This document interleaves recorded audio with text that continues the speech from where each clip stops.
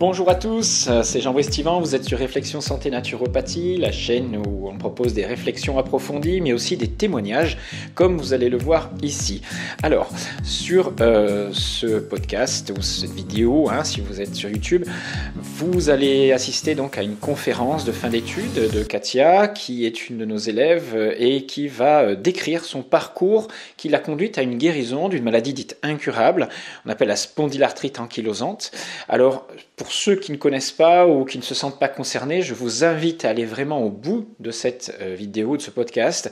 Vous allez découvrir aussi tout ce qu'on peut mettre en place face à une maladie dite auto-immune, dite incurable, bien sûr, et vous verrez qu'elles ne sont pas incurables, puisque sa guérison a été objectivée par des marqueurs sanguins, par la suppression des douleurs, donc un retour à la vie normale, après un parcours qui est holistique, donc qui intègre à la fois, on va dire, des processus d'hygiène de vie, et puis toute une démarche sur le plan psychobiologique, avec un travail très approfondi, voilà, qui a débouché sur des lâcher-prises, des compréhensions, des prises de conscience, et voilà, une belle avancée. Voilà, donc un témoignage, vous verrez, très poignant. Après 5 minutes de description un petit peu formelle, vous allez vous laisser embarquer par l'histoire de Katia et son franc-parler, sa justesse, et vous verrez que on peut se sortir de situations ou de pathologies parfois qu'on pense incurables et qui font vraiment souffrir. Et sachez qu'il ne faut pas perdre espoir, qu'il y a des solutions, et j'espère que ce témoignage va vous décrire ce qu'il faut mettre en place et redonner espoir à pas mal d'entre vous qui souffraient de ces maladies, que ce soit de polyarthrite rhumatoïde, de l'arthrose, des maladies inflammatoires, auto-immunes ou autres.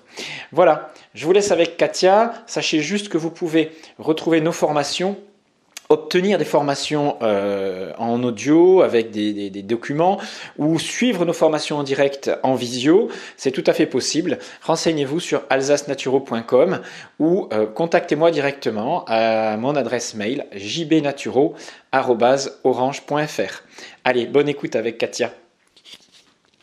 Donc, dans le cadre de ce séminaire ostéomusculaire, on accueille donc Katia, qui va nous raconter, donc c'est un témoignage, et vous savez que les conférences, quand on parle de son histoire, elles sont toujours beaucoup plus intéressantes, puisque c'est du vécu. Donc c'est témoignage d'une, on peut dire guérison. Oui. On peut dire guérison, tu nous diras pourquoi. Donc elle va nous raconter son parcours de guérison d'une spondylarthrite ankylosante, qui est une maladie auto-immune, réputée comme étant incurable. Et elle va nous expliquer donc tout le processus qui l'a conduit à ce qu'elle est aujourd'hui. C'est à toi. Bonjour, donc je vais présenter, je m'appelle Katia Cohen, j'ai 50 ans. Je suis maman de 2 grands-enfants de 20 ans et 18, mariée depuis 30 ans, avec un compagnon de toujours qui a pu aussi vivre avec moi cette expérience de spondylarthrite ankylosante.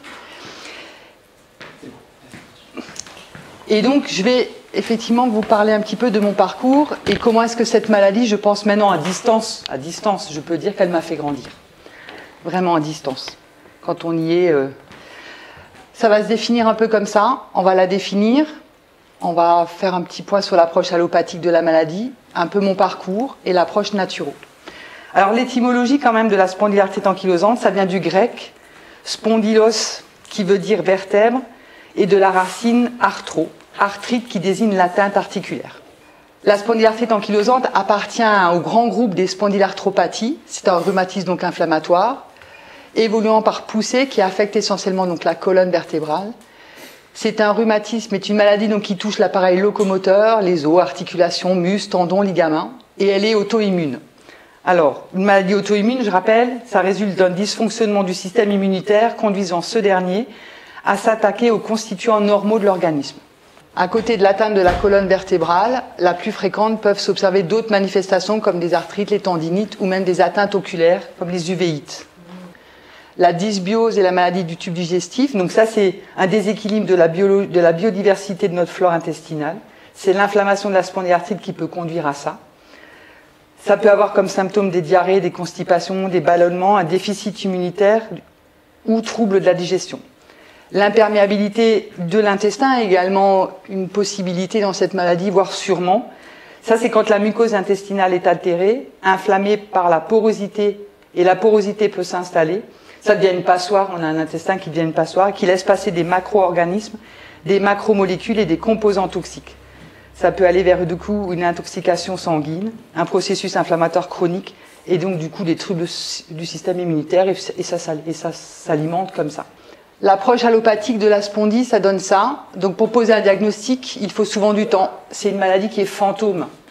Elle n'est pas visible, donc elle est souvent pas très considérée par les autres parce qu'on la voit pas, comme la polyarthrite qui va se déformer.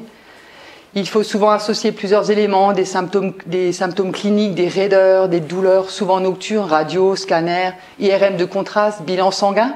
On va rechercher la protéine C réactive pour avoir l'inflammation. En dessous de 4,5 c'est normal. Moi j'étais des fois à 150, 170 sur la protéine C réactive.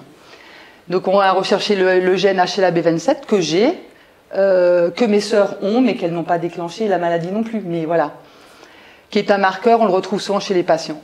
Et par rare d'attendre plusieurs années pour poser le diagnostic, c'était une maladie invisible qui est vécue de l'intérieur. Et souvent pas considérée par l'extérieur, vraiment. Le traitement principal, c'est vraiment les anti-inflammatoires non stéroïdiens. À cela s'ajoutent des corticoïdes, des myorelaxants pour détendre les raideurs musculaires. Et pour les formes non soulagées par les uns, il y a les anti-TNF-alpha, plus connus de Rémicade. Il s'agit de médicaments puissants qui préviennent l'inflammation. Il y a également les immunosuppresseurs qui sont aussi prescrits. Alors ceux-là, j'ai eu aussi la chance de les avoir.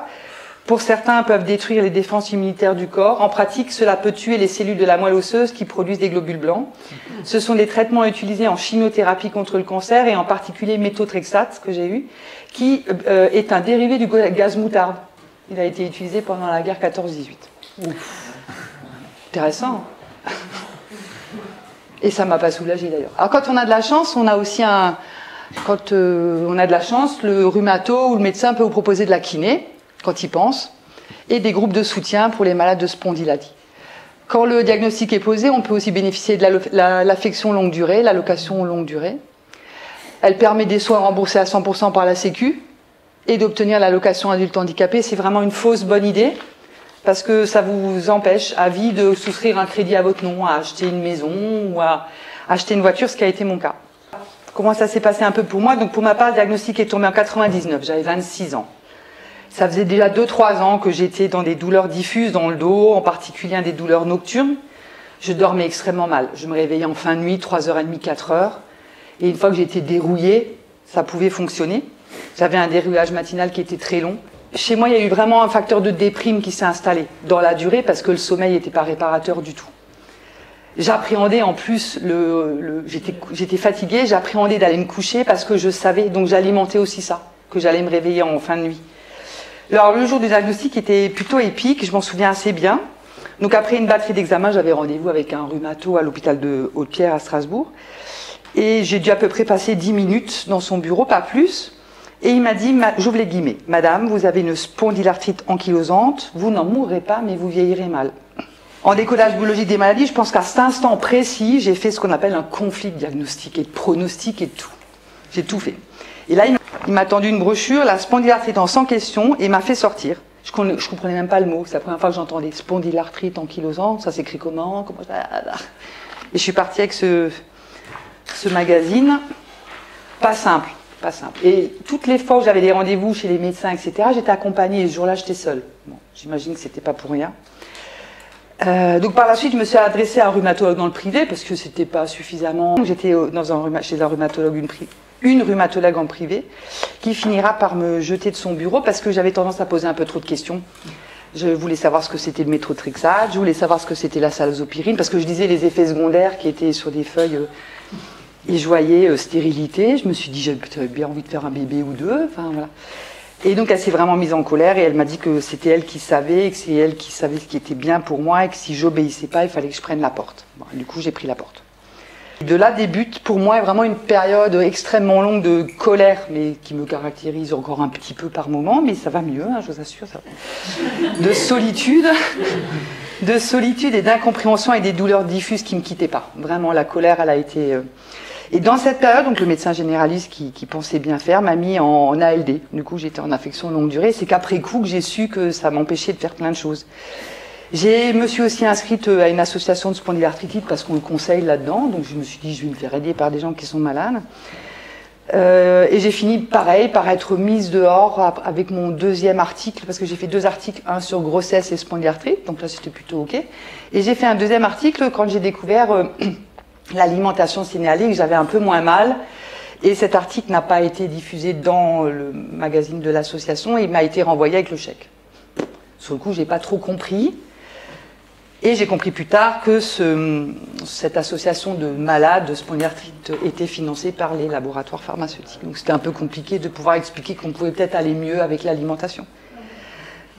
À noter que j'ai jamais arrêté de travailler. J'ai été une véritable tête de mule pendant toute cette période. Et malgré une période en fauteuil roulant, j'ai des souvenirs d'Europa Park en fauteuil roulant. Alors on crame tout le monde et on est les premières dans les manèges. J'ai été accompagnée par Hervé, qui est mon compagnon toujours, qui me mettait les chaussettes le matin. Il voyait que j'étais rouillée, que je ne pouvais pas aller travailler. Il a essayé 2-3 fois de me dire tu peux pas y aller. Il a vite compris que c'était pas possible, donc il me mettait les chaussettes et il me mettait dans la voiture. Il y a eu certainement de l'obstination. Si c'était à refaire, on referait les choses autrement, évidemment. Mais il y avait quelque chose, je lâcherais rien, tu vois. Mais il était là. Alors pour lui, ça a été vraiment insupportable et je pense très difficile d'être un aidant impuissant. Parce que pas commode, et donc il a fini par être là, alors il était là sans être là. Et c'est vrai qu'on ne s'imagine pas quand on est assis et qu'on a mal et qu'on a juste besoin d'attraper la tasse là, que c'est insupportable cette tasse, elle est tellement loin. Donc il finissait par repérer que j'avais besoin de la tasse ou de la cuillère, donc discrètement il me l'a donnée. Ça c'est important d'être accompagné. Enfin en tout cas moi j'ai eu cette chance là quoi. Et c'est ma sœur un jour qui me tend le livre de Jean Seignalé, Alimentation en 3e médecine. Elle me dit tiens, regarde voir ça. Et donc je me suis un peu jetée à corps perdu dans ce truc. C'était compliqué pour moi de le lire, il est assez difficile à lire hein, quand même, mais c'est un régime donc hypotoxique. L'idée étant de revenir à une alimentation ancestrale. J'avais bien compris l'idée de l'encrassage. Je me suis dit tiens, on va essayer de faire en sorte que le système immunitaire il puisse se battre contre ce pourquoi il doit être fait et pas s'emmerder à digérer un tas de trucs. Ça, le principe, ça me parlait, c'était plutôt bien. Donc une alimentation ancestrale dans le but de réguler les processus pathologiques dans l'organisme et de régénérer la paroi intestinale. Suppression des céréales, des laits animaux, alimentation plutôt crue, cuisson douce, légumes verts, quelques fruits, viande, poisson. Chocolat, alcool, parce qu'apparemment M. Seignalé devait aimer le chocolat à l'alcool. J'avoue que ça m'a sauvée quand même. Le chocolat à alcool, je me suis dit bon. œufs, donc sans gluten, sans lactose, réduire, voire supprimer les glucides. Je me suis jetée à corps perdu dans cette façon de me nourrir, de toute façon au point où j'en étais. Ce fut absolument chaotique et compliqué, car à l'époque, les produits étaient moins accessibles, il y avait moins de choses, c'était pas autant, je trouve. Alors moi, je sors d'un milieu où la naturopathie, manger correctement, c'était pas mon monde. Mon éducation n'y pas tout ça. Donc c'est vrai que ça a été un vrai chemin de croix, et j'ai des vrais souvenirs de fou rire et de désespoir, parce que j'ai mangé de la viande bouillie et j'ai fait des pains moi-même avec des espèces de céréales improbables que j'étais pas habituée au goût, je trouvais tout ça pas bon, enfin c'était vraiment... Mais je me suis obstinée vraiment à faire... La viande bouillie c'est pas mal finalement, on s'y fait. Et j'ai commencé à avoir moins mal. Il m'a fallu quand même quelques semaines, et j'avais lu qu'il fallait du temps, donc je me suis vraiment obstinée. T'as plus de vie sociale, t'as plus rien. Les gens te regardent bizarre parce que tu dis qu'est-ce qu'elle fait, elle yoyote, ça y est, mais j'ai commencé à avoir moins mal et j'ai commencé à dormir. Et ça, pour moi, c'était le sommeil le plus important, quoi. Et c'était aussi une période où je partais dans tous les sens. J'ai fait un tas de choses. J'ai fait la cryothérapie, de l'homéopathie avec un vaccin avec mes propres cellules, un truc qui est interdit chez nous. Je faisais commander en Allemagne, des soins énergétiques, de l'anatomie rhumate et la phytothérapie en tout genre, en automédication. Hop, tout comme ça, n'importe comment. De la thérapie classique, de l'EMDR, de la kiné, de l'ostéo, enfin... Je ne peux pas dire ce qui a marché, j'en sais rien, mais je suis convaincue que c'est l'alimentation en un, avec après le travail thérapeutique. À cette époque, je n'avais pas d'autres informations, vraiment, je vous le dis, ce n'était pas mon monde, mais certainement un naturopathe pourrait également proposer, structurer, accompagner comme suit. Donc évidemment, passer sur l'alimentation, évidemment s'attaquer au système digestif, et essayer de travailler la porosité, le soutenir, etc. Avec évidemment, on en a parlé, de la glutamine tout à l'heure, ce qui est donc un acide aminé qui améliore les troubles digestifs car elle réduit l'inflammation intestinale. J'en ai un peu pris de ça. La nutrithérapie, évidemment le curcuma, donc glucosamine, chondroïtine, soufre, MSM, Ça, j'en ai pris aussi. Mais je me souviens plus qui me l'avait prescrit. Enfin, mais il n'y avait rien de structuré. Mais je pense que si je dois accompagner comme ça, on structurerait vraiment autrement. Mais ce sont évidemment le curcuma, les oméga 3. Curcuma, puissant anti-inflammatoire, protection des articulations, soulage le trouble digestif, maintien et la santé du foie. Les oméga, moi j'ai pris pas mal d'huile de krill, les fameuses crevettes là. Et du moment où j'ai commencé à faire ces genres de choses, la LD, l'affection longue durée, me servait à rien. Parce que rien n'était remboursé, rien du tout. Je pense que moi je rajouterais des choses, donc tout ça, la phytothérapie, l'arnica, l'arpagophytum, pareil, cassis, ribes, nigrum, vigne rouge, tout ça c'est des choses que j'avais un peu fait, mais c'est ce que je structurerais aujourd'hui. Mais je rajouterais d'autres choses. Moi, je rajouterais les vitamines du groupe B, car elles interviennent dans les fatigues et elles sont impliquées dans la production d'énergie. Et la B9 et la B12 sont nécessaires pour la production de globules rouges et la régénération des cellules et le maintien du fonctionnement du système nerveux central. Parce que je pense que le mental et le moral dans ces maladies-là qui sont chroniques, c'est vraiment à prendre en considération. La D, évidemment, joue un rôle essentiel dans la qualité du tissu osseux et musculaire, ainsi que dans le renforcement du système immunitaire, qu'on trouve dans le poisson gras, jaune d'œuf et évidemment le soleil, quoi. En aroma, donc on a dit, Gauthérie couchée, douleur inflammatoire musculaire, de la lavande, à condition qu'on accepte de se faire masser. Moi, personne ne me touchait. J'avais mal partout. Et moi, je mettrais une attention toute particulière sur l'état donc dépressif ou l'état de déprime qu'il peut y avoir dans ce type de maladie. Et je pense qu'aujourd'hui, je réfléchirais à du GABA, par exemple, pour essayer de rentrer dans le sommeil. Enfin voilà, j'essaierai vraiment de soutenir ça. Le magnésium, évidemment aussi, pour le bon fonctionnement du système musculaire et du système nerveux central. J'ai vraiment eu des souvenirs, moi, où je me suis dit, bon, si tu meurs maintenant, c'est pas grave, dit-elle en souriant. Et oui, parce que c'était impossible. Alors, c'est sûr que c'est détendre, redonner de l'espoir, ça c'est primordial. Et ça, je pense que c'est vraiment ce qu'il faut qu'on arrive à transmettre. Genre, c'est pas une fatalité. Genre, tu vas à un moment donné avoir moins mal. Quand ça? Donc, difficile de savoir ce qui a fonctionné pour moi. J'ai eu 2 grossesses, donc mes 2 bébés, mes 2 garçons sont là. Les grossesses ont été des périodes de répit. Super bien passé. Je suis une vraie machine à fabriquer des bébés, moi c'est parfait. Aucun souci et moins d'inflammation, bizarrement, vraiment moins d'inflammation. Par contre, dès que bébé était là, ça redémarrait. Je ne les ai pas allaités parce que j'ai écouté. À l'époque, j'écoutais les médecins.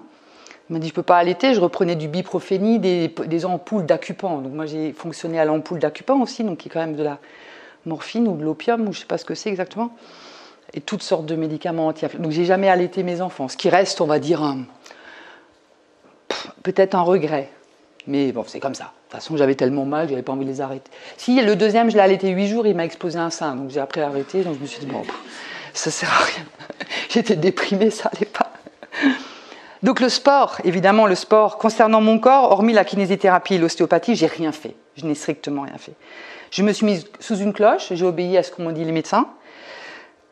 J'ai fait le strict minimum, donc les gestes de la vie de tous les jours, mais j'ai rien forcé. De temps en temps, j'allais à la piscine et je profitais de cette période d'apesanteur. Je me disais, putain, je pèse rien, quoi.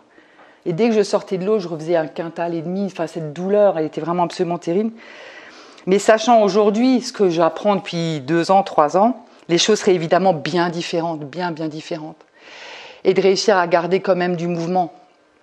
Garder du mouvement, ouais. Des exercices de déverrouillage, des étirements. Mais ça, je ne l'ai pas fait. Donc, moins je le faisais, plus je m'ankylosais, plus mes muscles étaient durs, plus. Donc, moi, je partais vraiment de zéro. L'eau me faisait du bien, ouais. J'ai fait quelques bains, mais pas systématiques, pas assez. Ça, c'est évidemment des choses. Le sauna, je ne faisais pas. J'ai découvert le sauna il y a 2 ans. Et j'adore. Mais je connaissais pas. Je tenais 2 secondes dedans, je sortais, je disais, c'est con qui font des saunas, je ne supportais pas. Je me suis dit, c'est quoi ce truc? Et finalement, j'adore les saunas. J'essaie d'en faire 2 par mois. C'est vraiment un truc. Voilà, et on essaiera aussi, ceci aura des effets donc sur le stress qui doit être régulé par des phases de détoxification, artichaut, chardon-marie, on en a parlé, aider à la reminéralisation, ortie, prêle, car ça contient de la silice, donc ça va permettre de... Les cataplasmes d'argile, je pense que j'en ferai aujourd'hui parce que j'ai découvert l'argile, j'en ai évidemment pas fait à l'époque, rien du tout. Alors le décodage, ça c'est vraiment les grandes lignes, mais le décodage, mon état d'anxiété par période, qui était très en lien avec les douleurs, m'avait conduit donc à consulter un tas de thérapeutes. J'avais déjà une assez bonne connaissance, avec toutes ces années de thérapie, environ 20 ans, de mes blessures d'enfant et des épreuves du passé. Mais je restais trop dans le mental, je ne comprenais pas, je restais trop dans le mental et j'avançais pas. la colère qui entretenait, la colère. Et en 2017, je pense que c'est vraiment avec quelqu'un en 2017 avec qui j'ai fait un travail de décodage, et j'ai découvert le décodage à cette occasion, finalement, avant la naturo. Et c'est avec elle, je pense qu'on a vraiment j'ai pu accéder à un ressenti et accepter et comprendre que cette spondylarthrite était finalement une solution parfaite à un conflit non résolu. Chose absolument insupportable à entendre, la première fois qu'on entend ça, en disant mais ça va pas, non? Solution parfaite, hein, ça fait 10 ans que j'en chie, je me dis que c'est une solution parfaite, c'est quoi ce bordel? Donc j'ai mis un peu de temps à comprendre le truc. C'est pas simple, hein. Mais voilà, il faut se l'approprier. Se raidir et s'en sortir seul. Ça, c'est très moi. Et pour ma part, il y a un conflit de dévalo, de ne pas arriver à être le pilier de soi-même et de son clan. Je devais remplacer le pilier défaillant de ma famille, qui est un père violent, de ne plus courber l'échine devant l'autoritarisme, rester droite à tout prix. Ça, c'est très moi. Il y a également autre chose, et je pense qu'il y a eu plusieurs conflits sur cette spondylarthrite. Mon atteinte à moi, elle a été sacro-iliaque, essentiellement sacro-iliaque. J'ai échappé à l'uvéite, j'ai eu une petite thalalgie avec un tas d'inflammations de toute la zone. Hein. Finalement, c'était un peu tout, diffus. Mais quand on faisait les examens, c'était vraiment les sacro-iliaques qui étaient touchés. Et on a travaillé également ça, qui était une vraie piste de travail, car l'atteinte majeure, donc c'était le sacro-iliaque, qui se trouve dans la zone du bassin et qui facilite la naissance. Bon, je n'étais pas une enfant désirée, je suis arrivée trop tôt, je suis arrivée un peu pas parfaite, je suis tombée dans une bassine, j'avais un grand névus sur le visage et ma mère n'était pas du tout dans l'accueil. Donc j'ai été éloignée de mes parents tout de suite, j'ai été emmenée dans une autre clinique. Comme j'étais une bizarrerie dermatologique, ils ont fait un tas de prélèvements sur mes névus pour savoir ce que c'était. Et ils m'ont rendu à mes parents au bout d'une quinzaine de jours en disant « Ne vous attachez pas trop, elle n'est pas viable ». Donc ça a démarré comme ça, c'était plutôt pas mal. Donc c'est sûr que le temps de pouvoir s'approprier ce bébé qui va peut-être pas rester, ça reste compliqué. Jusqu'à ce que je travaille un peu avant, j'ai toujours été une grande ronde, enfin j'avais 30 kilos de plus qu'aujourd'hui, on va dire. Et je pense qu'être ronde et imposante, c'était aussi une façon de survivre et de tenir le coup dans tout ça. Et quand il y a des choses qui ont été lâchées, j'ai reperdu du poids sans forcément changer les choses. Et je pense qu'il y a des conflits qui ont été vraiment lâchés avec elle. J'ai plus de douleur sacro-iliaque, j'ai plus de douleur de réveil nocturne, je dors bien. Et c'est vrai que les 30 kilos, c'était ça, ce que je ne comble pas affectivement, mon corps va le combler dans sa biologie. Les séances étaient, je vous cache pas, difficiles. Encore l'être, et peuvent encore l'être de temps en temps, mais j'arrive à identifier maintenant. Donc maintenant, il y a des réminiscences de choses qui peuvent encore venir, mais j'identifie assez rapidement et je peux désamorcer rapidement. Et surtout, j'ai accepté d'aller dans le ressenti, arrêter de tout tourner à l'autodérision, qui est évidemment un mécanisme de défense. Aujourd'hui, j'apprends à faire confiance aux autres et à ne plus porter ce qui ne m'appartient pas ou plus. La vie met sur mon chemin des situations qui pourraient me remettre en difficulté, mais je sais les identifier et les désamorcer. Alors le décodage, voilà, ceux qui ne s'expriment pas s'impriment. La symbolique de la colonne vertébrale renvoie vers la notion de pilier, tenir droit, supporter. Nous chercherons des conflits de besoin de reconnaissance, de dévalo avec un besoin d'assurer, des questions de piliers défaillants. Si l'atteinte se situe au niveau des sacro-iliaques, donc on cherchera l'accueil, la naissance, la dévalorisation sexuelle. Moi, j'étais la deuxième fille. On est 3 filles. Ma maman était mariée à quelqu'un qui est juif. Donc, il fallait absolument faire un garçon, mais il n'y avait pas, quoi. Donc là, il y avait une deuxième fille en plus, quoi. Et il dira toujours de ces 3 filles qu'il a été puni par le bon Dieu parce qu'il a eu que 3 filles. La chronicité, donc, s'installe. Donc, c'est pour ça, dévalorisation dans la sexualité. Je pense que c'est au conflit de ma mère aussi. Il y a des choses qui tournent autour de ça. Car tenir droit, porter le clan pour avoir le droit d'exister est impossible, donc s'ensuit des phases de dévalo et de colère, ce qu'on appelle des conflits en balance. La recherche du conflit programmant et accepter de le ressentir profondément étant évidemment la clé de la délivrance. Ceci ne peut se faire qu'en accordant une confiance totale au thérapeute. Et ça, c'est primordial. Trouver un thérapeute avec qui vous avez envie de baisser les armes, c'est vraiment important. On peut en faire plusieurs avant de dire « tiens, ça match avec lui » quoi. Ou avec elle. Donc c'est vrai que partie à la retraite, d'habitude c'est le patient qui dit maintenant j'arrête, c'est elle qui m'a quitté parce qu'elle est partie à la retraite, elle avait le droit. Et donc du coup j'ai recommencé avec quelqu'un d'autre et c'est vrai que c'est toujours un temps de confiance. Si on n'y est pas complètement, on ne peut pas lâcher. Voilà. Petite conclusion, la naturopathie est rentrée dans ma vie un jour de confinement du printemps 2020 avec une conversation à peu près d'1h30 avec Jean Brice. Et depuis, je lève un à un les a priori, les freins que j'avais mis en place. Je découvre la capacité et l'intelligence de mon corps et je sais qu'il a mis sur mon chemin cette épreuve pour que je grandisse et apprenne, car finalement, tout est juste. Mon idée, c'est d'être à l'avenir une naturopathe qui est une opportunité. Je veux être une opportunité pour les personnes qui souffrent de spondylarthrite ou autre chose, afin de leur éviter l'errance, la solitude et l'incompréhension dans laquelle j'ai été durant ces années. Aujourd'hui, est-ce que tu as fait des examens, des analyses sanguines pour montrer que tu es guéri? Ma protéine C réactive, elle est en dessous de 4. D'accord, donc tu n'as plus de marqueurs réactifs. Non. Ok. J'ai pas refait d'examen parce que... De toute façon, tu n'as plus de douleur, hein? Non. Tu es bien? Non. Ok. Non. Et tu bouges quand même beaucoup? Oui. Tu as du mal à rester assise? Ouais. Et ça, tu ne le mets pas en relation avec ta maladie passée? J'ai jamais été... Tu souffres pas quand tu es assise? C'est que ça te démange de bouger ou c'est parce que tu as des souffrances assises? J'aime pas être assise longtemps. Enfin, c'est D'accord, mais plus moi. c'est pas des douleurs Non, qui non, t'obligent non. à te bouger? D'accord. C'est de la flemme. J'aime pas, je suis pas une taiseuse, je peux pas rester 6 heures assise sur un truc, il faut que je me lève. D'accord. Non, non, c'est pas lié à des douleurs du tout. Et j'aimerais juste te poser une question. Est-ce qu'il y a un moment dans ton parcours, en thérapie, hein, où tu as su que tu étais guéri? Tu as eu une émotion, tu as lâché un truc? Est-ce qu'il y a il y a eu plusieurs séances qui ont été assez cataclysmiques. Hein. C'est ça? Où tu as Oui. lâché des trucs, des gros trucs? Ouais. D'accord. Et qu'est-ce que tu... ce serait quoi le conflit, le truc le plus lourd que tu as lâché? Qui te donnait ta souffrance, en fait? C'est quoi? Alors, j'ai pensé pendant longtemps que c'était lié à mon père. Tu vois, la souffrance liée à ce père qui a quand même été assez violent. Parce qu'il ne pouvait pas faire autrement, mais il a été violent. Et maintenant, à distance, je me demande si c'est pas dans le projet Sens. Tu vois, si c'est pas le fait de pas du tout avoir été désiré, d'avoir été pas aux normes, on va dire le bébé parfait, cet éloignement qu'il y a eu tout de suite à la naissance et avoir mis en couveuse avec des examens, etc. Et le fait qu'ils n'aient pas pu s'approprier, parce que de toute façon, ils ont dit de toute façon, elle n'est pas viable. Donc, bon, ok, vous allez la garder un moment. Mais... Et je me demande si c'est pas ça. Est-ce que vous avez compris ce que c'est que le conflit principal de la spondylarthrite? C'est le pilier défaillant. Ouais. C'est ça. C'est je ne courberai jamais l'échine devant vous.